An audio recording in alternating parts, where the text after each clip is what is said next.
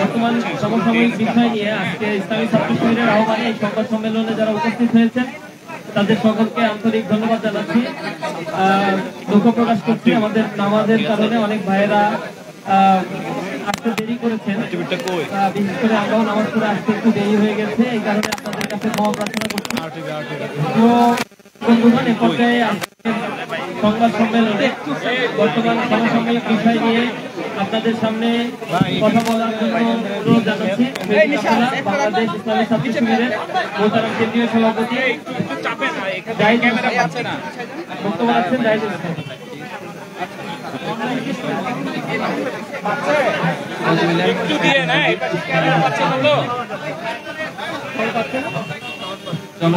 পরিস্থিতিতে বাংলাদেশ ইসলামী ছাত্র শিবিরের আয়োজনে আজকের এই সংবাদ সম্মেলনে উপস্থিত সম্মানিত সাংবাদিক বৃন্দ, আসসালামু আলাইকুম রহমতুল্লাহি ওয়া বারাকাতুহু। আমরা আপনাদের কাছে কৃতজ্ঞতা জ্ঞাপন করছি আপনারা ইসলামী ছাত্র শিবিরের আজকের এই সংবাদ সম্মেলনে আহ্বানে সাড়া দিয়ে উপস্থিত হয়েছেন, এজন্য ধন্যবাদ এবং কৃতজ্ঞতা জানাচ্ছি। সাংবাদিক বন্ধুগণ, আমি আমার ফেব্রুয়ারিতে গভীর স্মরণ করছি 1952 সালের 21 ফেব্রুয়ারি ভাষার অধিকার প্রতিষ্ঠার জন্য জীবন উৎসর্গকারী বীর শহীদদেরকে এবং 1971 সালে যাদের আত্মত্যাগ এবং জীবনের বিনিময়ে আমরা একটি স্বাধীন সার্বভৌমত্ব রাষ্ট্র পেয়েছি তাদেরকে গভীরভাবে স্মরণ করছি। আমি আরো বিশেষভাবে স্মরণ করছি 2024 সালের জুলাই অভ্যুত্থানের অকুতোভয় বীর আবু সাঈদ, মুগ্ধ, ওয়াসিম, শান্ত সহ হাজারো শহীদদের যারা স্বৈরাচারের বিরুদ্ধে জনগণের ন্যায়সঙ্গত অধিকার প্রতিষ্ঠার লড়াই নিজেদের জীবনকে উৎসর্গ করেছে। তাদের এই আত্মত্যাগ ইতিহাসের পাতায় চিরঅম্লান হয়ে থাকবে। এই আন্দোলনে যারা আহত হয়েছেন, বন্ধুত্ব বরণ করেছেন, আমি তাদের জন্য আল্লাহর কাছে সুস্থতা কামনা করছি এবং তাদের উত্তম প্রতিদান কামনা করছি। প্রিয় সাংবাদিক, এটা সাউন্ড একটু বাড়াই দাও না।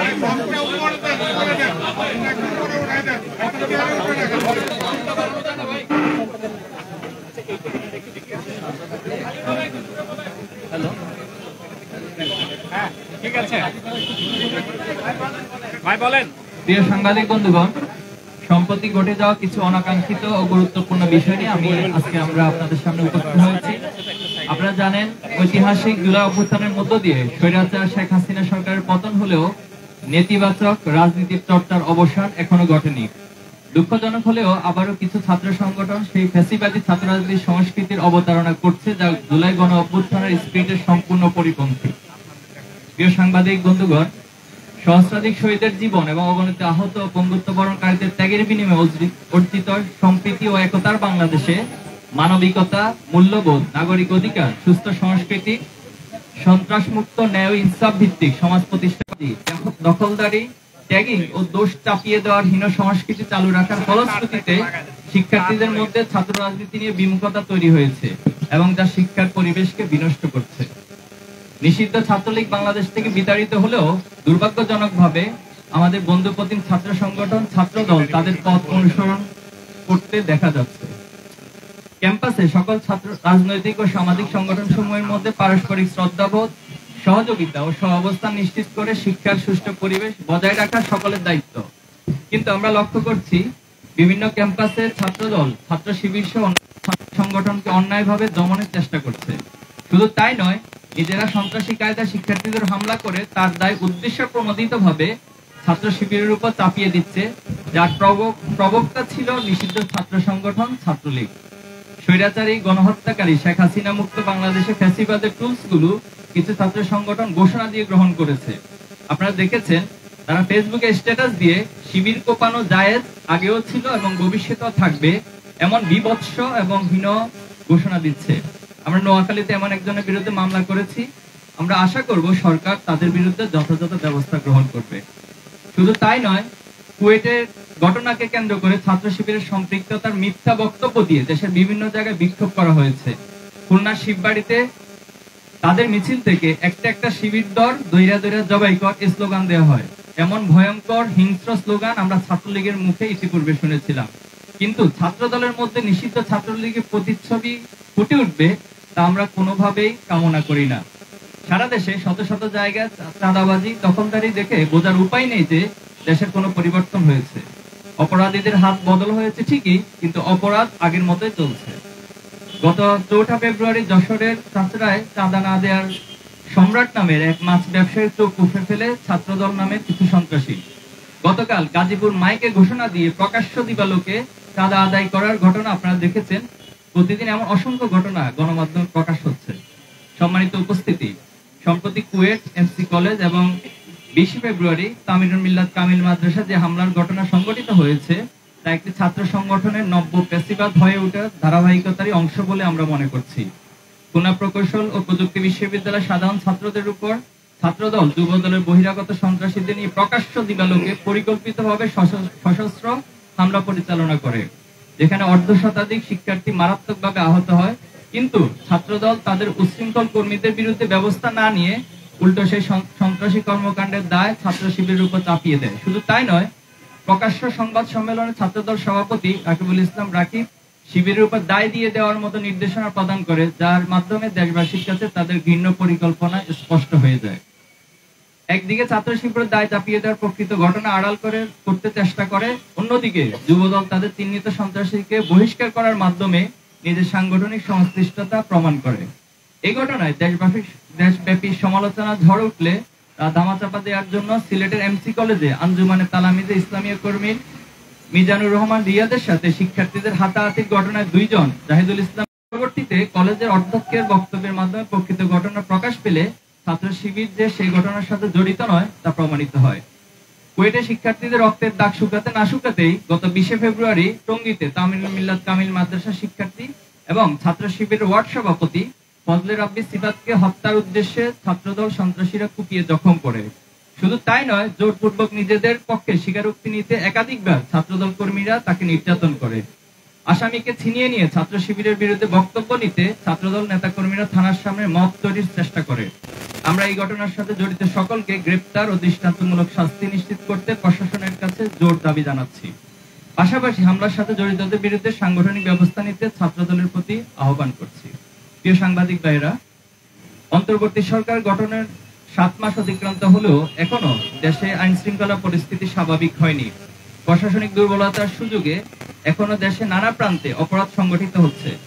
সারা দেশে চাঁদাবাজি, ছিনতাই, ডাকাতি ও ধর্ষণের ঘটনা আশঙ্কাজনক হারে বেড়ে গেছে।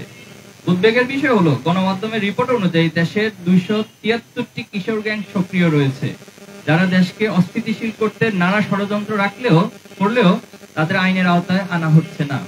গণমাধ্যম সূত্রে জানতে পেরেছি, জুলাই গণহত্যা জড়িতদের 723 জনকে জামিন দেওয়া হয়েছে, অথচ বিগত 15 বছরে দায়েরকৃত মামলা আসামিদের মুক্তি এখনো নিশ্চিত হয়নি।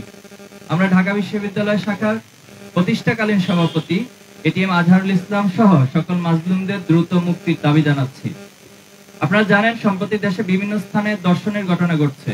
খুলনা জেলার বাটিয়াঘাটা উপজেলার জলমা ইউনিয়ন, শেরপুর জেলার দিনাইগাতির গজনী অবকাশ কেন্দ্র এবং রাজধানী থেকে ছেড়ে যাওয়া রাজশাহীগামী একটি বাসে 3 মাসের অন্তঃসত্ত্বা নারী সহ 3টি ধর্ষণের ঘটনা ঘটে। আমরা দর্শকদের গ্রেপ্তার ও দৃষ্টান্তমূলক শাস্তির দাবি জানাচ্ছি।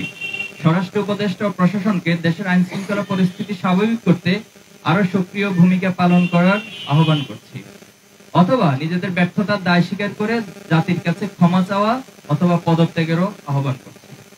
সম্মানিত উপস্থিতি, আমরা লক্ষ্য করেছি, মুক্ত চিন্তার নামে এদেশে ইসলাম বিদ্বেষী একটি গোষ্ঠী পরিকল্পিতভাবে ইসলামের বিরুদ্ধে বিদ্বেষ ছড়িয়ে সাম্প্রদায়িক সম্প্রীতিকে বিনষ্টের চেষ্টা করছে। সেই গোষ্ঠীর এক ক্রীড়ানক জাতীয় শিক্ষাক্রম ও পাঠ্যপুস্তক বোর্ড এনসিটিবি এর পাঠ্য বই সংশোধন ও পরিমার্জন কমিটির সদস্য, তার মূল নাম হচ্ছে সাজ্জাদুর রহমান। তিনি রাখাল রাহা নাম ধারণ করে আল্লাহ ও রাসূল সাল্লাল্লাহু আলাইহি ওয়াসাল্লামের শানে চরম অবমাননাকর ও ধৃষ্টতাপূর্ণ শব্দ ব্যবহার করে একটি ফেসবুক পোস্ট দিয়ে দেশের সংখ্যাগরিষ্ঠ জনগণের ধর্মীয় অনুভূতিতে আঘাত হেনেছে, যা ফৌজদারি আইন লঙ্ঘনের শামিল। আমরা অতি দ্রুত তাকে গ্রেপ্তার এবং শাস্তির আওতায় আনার জন্য সরকারের কাছে দাবি জানাচ্ছি। উপস্থিত সাংবাদিক বন্ধুগণ, পারস্পরিক সহযোগিতা ও ঐক্যবদ্ধ প্রচেষ্টার মাধ্যমে একটি সুখী, সমৃদ্ধি ও বৈষম্যহীন সবার বাংলাদেশ গঠন করা সম্ভব। এক্ষেত্রে রাষ্ট্রের চতুর্থ স্তম্ভ গণমাধ্যম ও জাতির বিবেক, সাংবাদিক কর্মীদের ভূমিকা অপরিহার্য। জুলাই অভ্যুত্থানের সকল পক্ষ এক মোহনায় মিলিত হওয়ার ফলেই সেটা ছাড়া বলি।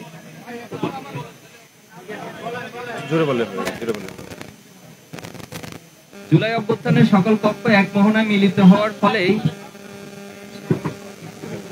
আমরা দল পাথরকে সরিয়ে দিতে সক্ষম হয়েছি, কিন্তু পরবর্তী বাংলাদেশে কতিপয় গণমাধ্যমের অপেশাদারী আচরণ আমাদেরকে ব্যথিত করছে।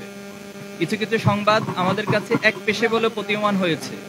আমরা মনে করি এগুলো মিডিয়ার ইচ্ছাকৃত ভুল নয়, অসাবধানতা ও তথ্য যাচাইয়ের প্রক্রিয়া পুরোপুরি অনুসরণ করতে না পারার দরুন এমনটা হয়েছে। গত 1 জানুয়ারি বরগুনা পাথরঘাটায় পূর্ব শত্রুতার জেরে যুবদল কর্মী ছাত্রলীগ সন্ত্রাসীদের হাতে খুন হন। স্থানীয় মিডিয়া এবং পাথরঘাটা বিএনপির আহ্বায়ক ওমর ফারুক সেই ঘটনার সাথে ছাত্রলীগ কর্মীকে দায়ী করে, কিন্তু আমরা লক্ষ্য করেছি জাতীয় একটি সংবাদ মাধ্যম সেই ঘটনার তথ্য যাচাই বাছাই না করে ছাত্র শিবিরকে দায়ী করে সংবাদ প্রচার করে। একইভাবে কুয়েটের ঘটনাতে আমরা লক্ষ্য করেছি শিক্ষার্থী ও ছাত্রদলের সংঘর্ষের সাথে কোনো ধরনের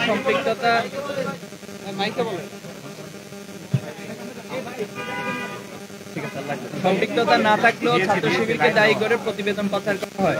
সিলেটের এমসি কলেজের ঘটনাতে কতিপয় সংবাদ মাধ্যম উদ্দেশ্যমূলকভাবে ছাত্র শিবিরের বিরুদ্ধে অপপ্রচার চালায়। এছাড়াও আরো একাধিক ঘটনা ছাত্র শিবিরকে জড়িয়ে সংবাদ প্রচার করা হয়েছে, অথচ ছাত্র শিবিরের সাথে এই সকল ঘটনার কোনো সংশ্লিষ্টতা ছিল না। আমরা সম্প্রতি ঘটে যাওয়া ক্যাম্পাস হামলার শিকার শিক্ষার্থীদের জন্য ন্যায় বিচার দাবি করছি এবং সংশ্লিষ্ট কর্তৃপক্ষকে আহ্বান জানাচ্ছি যাতে তারা এইসব ন্যাক্কারজনক ঘটনার সাথে জড়িতদের বিরুদ্ধে দ্রুত ও কার্যকর পদক্ষেপ গ্রহণ করে। আইন শৃঙ্খলা পরিস্থিতির তাৎক্ষণিক উন্নতির জন্য সরকারকে দ্রুত কার্যকর পদক্ষেপ গ্রহণের দাবি জানাচ্ছি।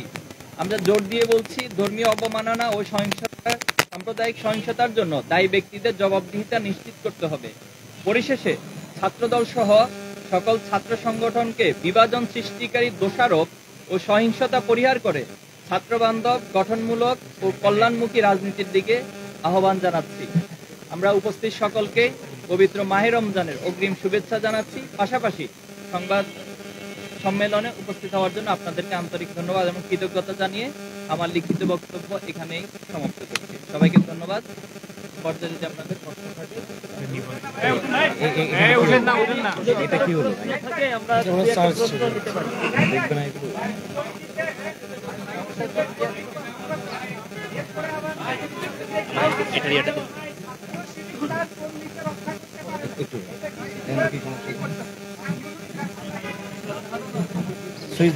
সুইচ অন করেন দিয়েছেন জোরে বলি, ঠিক আছে।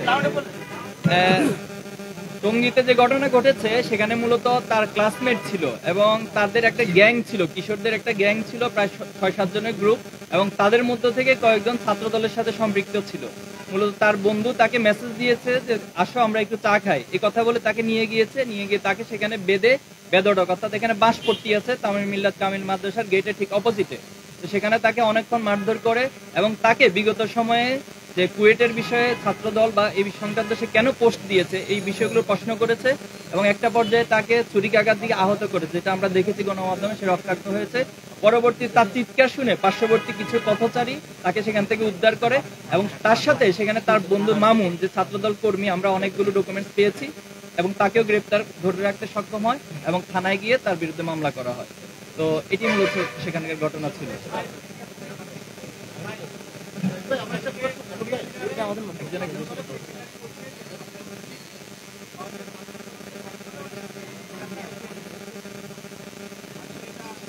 আচ্ছা, ধারণটা কিভাবে করতে হয় এটা ওনার কাছ থেকে আগে আমাকে ব্যাখ্যা জানতে হবে কিভাবে ধারণ করতে হয়।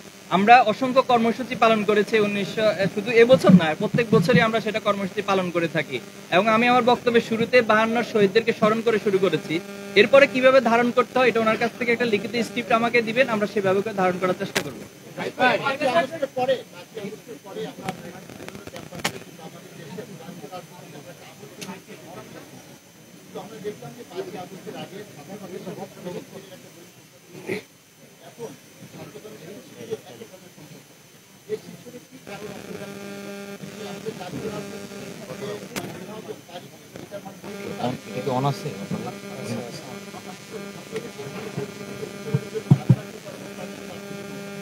সম্পূরক আপনারা এর সঙ্গে বলবেন কিনা যে আপনারা ছাত্র দলকে আলাদা করে বলবেন কিনা একটা শেষ করি তাহলে সম্পূর্ণ, এরপর না আসলে করবে না।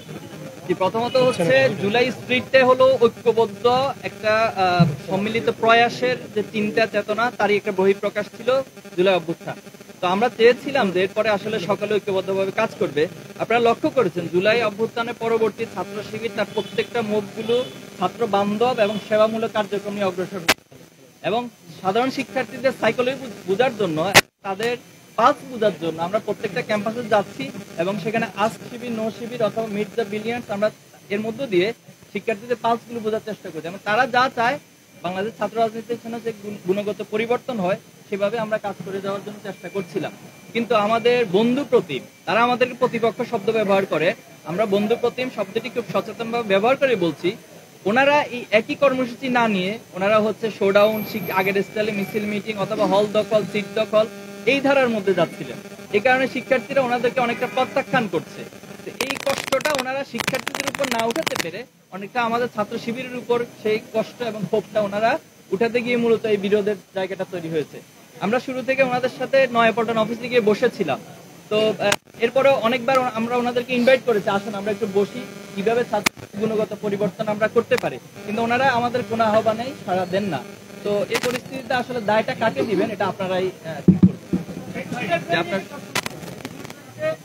প্রত্যেকটি সংগঠন বা প্রত্যেকটা জায়গা থেকে শহীদদেরকে শ্রদ্ধা জানানো হয়েছে। আমরা ঢাকা বিশ্ববিদ্যালয় মসজিদে দোয়া অনুষ্ঠান আয়োজন করেছি এবং প্রত্যেকটি ক্যাম্পাসে দোয়া অনুষ্ঠান আয়োজন করেছি এবং ভাষা শহীদদের কবর জিয়ারত করেছি। আমরা মনে করি মূল্যবোধের জায়গায় ভাষা শহীদদের জন্য এটি সবচেয়ে উত্তম কর্মসূচি এবং আমরা সেটাই করার চেষ্টা করেছি এবং আমাদের অসংখ্য শাখাগুলিতে আলোচনা সভা থেকে শুরু করে বিভিন্ন প্রতিযোগিতা সকল কিছু আমরা আয়োজন করেছি।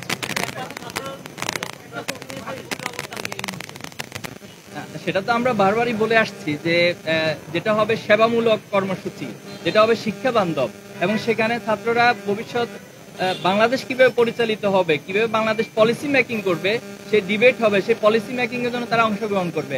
আমরা এমন একটা ছাত্র রাজনীতি চাই এবং সেখানে কোনো আধিপত্য থাকবে না, সেখানে কারো উপর কোনো আদর্শ চাপিয়ে দেওয়া থাকবে না এবং সেখানে জোর করে কারো কর্মসূচি নিয়ে যাওয়া, এরপরে হচ্ছে না গেলে তার উপরে টর্চার করা, এ ধরনের অস্ত্রের কোনো রাজনীতি আমরা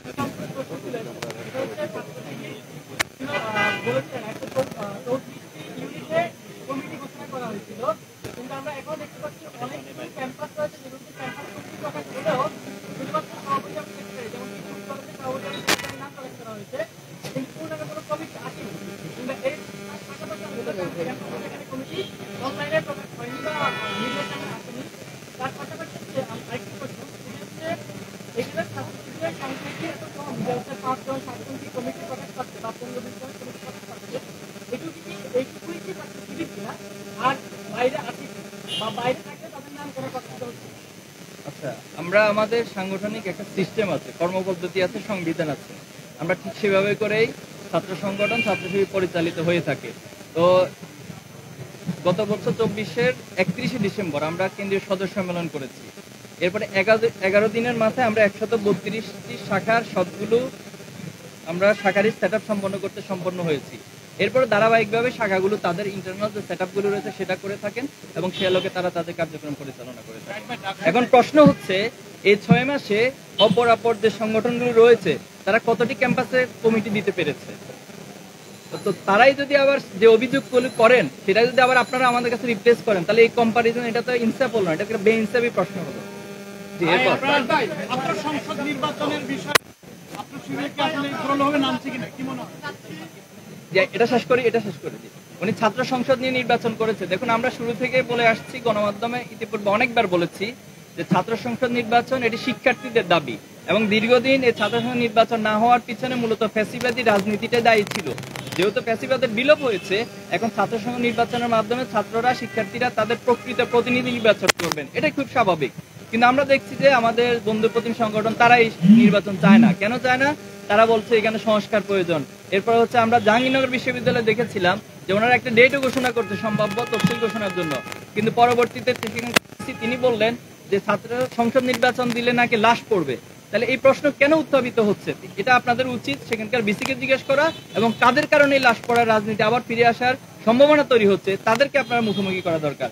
আমরা খুব স্পষ্টভাবে বলছি যে ছাত্র সংসদ নির্বাচন দ্রুত হওয়া দরকার, এবং এটার মাধ্যমে শিক্ষার্থীরা তাদের প্রকৃত প্রতিনিধি পাবে, এবং যেই প্রতিনিধির দায়বদ্ধতা সকল শিক্ষার্থীদের কাছে থাকবে।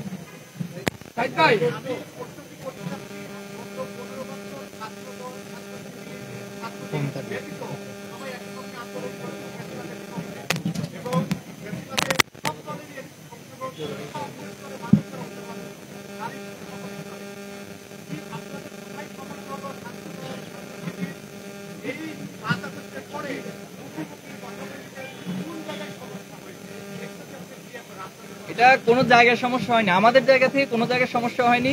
আমাদের বন্ধুপ্রতিম ছাত্র সংগঠনের কোথায় সমস্যা হয়েছে এটা ওনাদেরকে জিজ্ঞেস করবেন। আমরা শুরুতেও বলেছি, এখনো বলছি যে জাতির স্বার্থে এবং দেশের স্বার্থে, শিক্ষার স্বার্থে, ছাত্র রাজনীতির স্বার্থে আমরা যে কারোর সাথে ঐক্য করতে প্রস্তুত আছি, বসতে প্রস্তুত আছি, এবং আলাপ আলোচনা করতে প্রস্তুত আছি।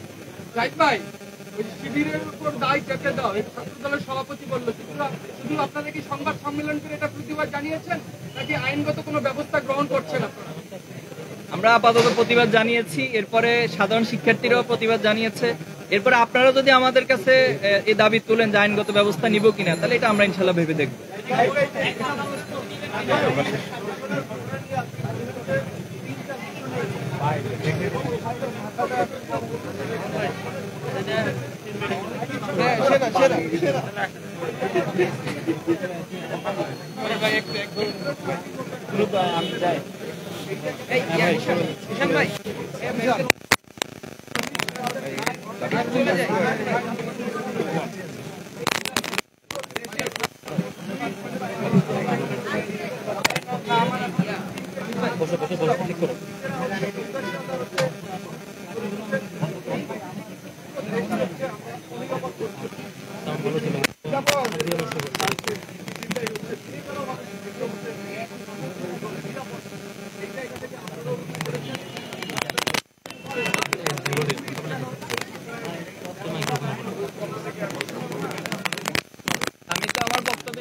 বলেছিলাম যে পুলিশের এখানে দায় রয়েছে এবং স্বরাষ্ট্র উপদেষ্টা রয়েছে, কিন্তু আপনাদের কাছে বা আমাদের কাছে উপদেষ্টার এই রিলেটেড কোনো বক্তব্য কিন্তু আমরা পাচ্ছি না গণমাধ্যমে। আমার মতে আপনারা ওনাকে এই প্রশ্নের সম্মুখীন করা দরকার, কেন উনি এগুলো ব্যবস্থা নিচ্ছে না। এবং আমরা এটাও বলছি দ্রুত এই সংক্রান্ত বিষয়ে ব্যবস্থা নিতে হবে, আর যদি উনি ব্যবস্থা নিতে অপারগতা প্রকাশ করেন তাহলে ওনাকে ক্ষমা চেয়ে পদত্যাগের আমরা আহ্বান জানাচ্ছি।